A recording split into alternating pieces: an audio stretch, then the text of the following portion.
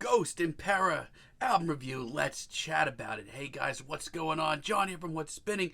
Here tonight to chat about this latest from Ghost, a Swedish heavy metal act. Very polarizing figures in modern metal. And you know what? I'm just going to say it. You know, I feel like they've gotten a little bit of a bad reputation over the couple of years. And yes, and you know what? Look, if you're not a fan of their music, I certainly understand why, but I like my metal a certain way. I've talked about it a lot on this channel. I like my metal big and epic and gaudy, and a lot of times that's exactly what Ghost are doing, for better or for worse. Their 2010 debut, it made a lot of waves for a reason. Opus Anonymous, it was a big album, and still to this day, Ritual, Stand By Him, some of my favorite Ghost tracks of all time. At the time, though, I was a little bit more critical on it, though, just because of how cheesy it got at times. Something that people were very quick to point out, and for good reason. I thought they needed to do some growing still, and I didn't think that their follow-up album did a lot much better. Infestissimum, I mean, it's fine. Paraspera Fairy is honestly one of my favorite Ghost tracks of all time as well. I like the doom elements on here. But once again, there was a lot of material on here that I found too cheesy for their own good, and not in a really campy metal way either. However, I personally really loved Meliora that came out shortly after. Is it overblown? Yes. Is it ridiculous? Yes.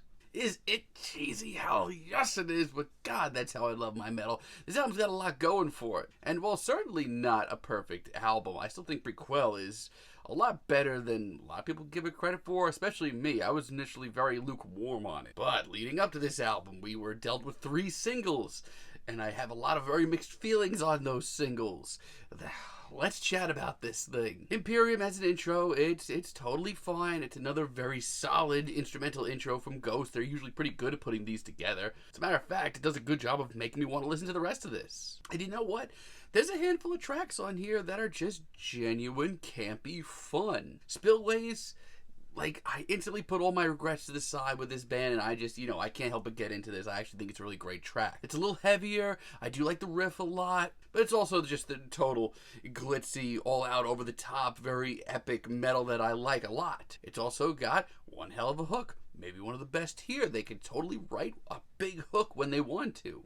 This is a very good medium, and I think it's where most of this album should be. I've enjoyed Call Me Little Sunshine since it dropped. I think it's a very solid nod to old school heavy metal. There's certainly some Iron Maiden elements here. And look, you know what you're getting here. You're going to get the theatrics. You're going to get the over-the-top personality. You're going to get a big hook. You're going to get some epic licks. And, if you've moved on from this era of heavy metal, that's fine, but I understand what people would enjoy about this. I think it's a very solid single. I could say a lot of the same things about Hunter's Moon. I think this is very good as well. I love the very mystical riff that we get here. I love how true to form this track is. This just sounds like a very classic heavy metal tune. Love the gritty riff, love the guitar solo. I like a lot about this. But man, they don't make it easy on you. There are tracks on this album that are so bad that I actually start to understand a lot of the hate that this band has garnered over the years, like Kaisarion, one of the worst tracks they've ever put out. And yes, on paper, it's one of the heavier tracks here, which I thought I'd be kind of into, honestly, but honestly, no, I'm not. Their personality is so far out the window, it's not even funny. This sounds like the worst Judas Priest cover band you've ever heard. Honestly, it's not good at all. And we have Dominion. This is no better. Then we have Dominion. And honestly, early on I told you that Ghosts were usually pretty decent at putting together some, really solid instrumentals that, hyped me up. And I hear this and it kind of sounds like they're, I don't know, covering something from the Clockwork Orange soundtrack, and really mildly too. Then we have 20s. Whew, this is really bad. Like, leading up to this album, I thought this was one of the worst singles I've heard from them in a long time, maybe even ever. This sets off all sorts of red flags. I salute them for trying to do something a little heavier, but this sounds like nu metal. The songwriting's poor, the obnoxious hook, my God. And as far as the rest of this album goes, I'm really torn.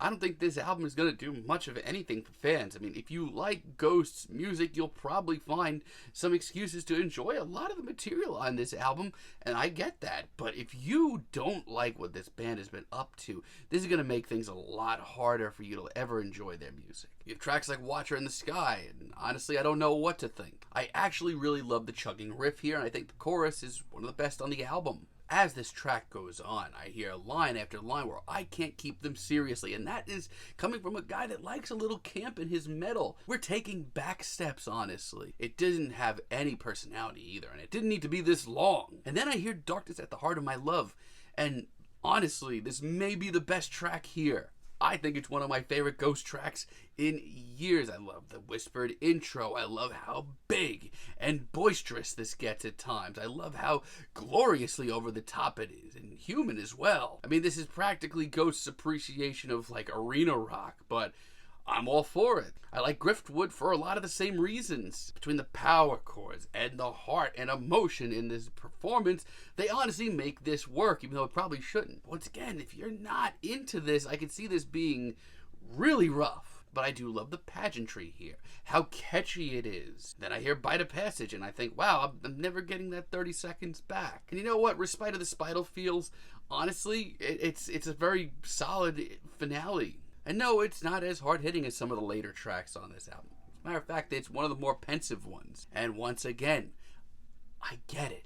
If you're not into this, I could see how jarring it would be to enjoy a track like this. But for me, this is home, this is visual, this is epic. It's got a big, beefy hook. And yeah, I actually really enjoy it as a finale. This album is tough. I mean, I kind of think that, like, it really doesn't do much for me overall. I mean, like, if you, like I said, enjoy the work of Ghost, you know, this is going to be another solid album in their canon. Probably not as good as some of their last few, but another very solid work. But if you have really not enjoyed their work, this is going to be rough. I mean, there are some tracks on here that are very tasteful, big, larger-than-life, arena-sized metal tracks from Ghost, and some come off really well. At the same time, some of them sound like their worst tracks they've put out in a very long time.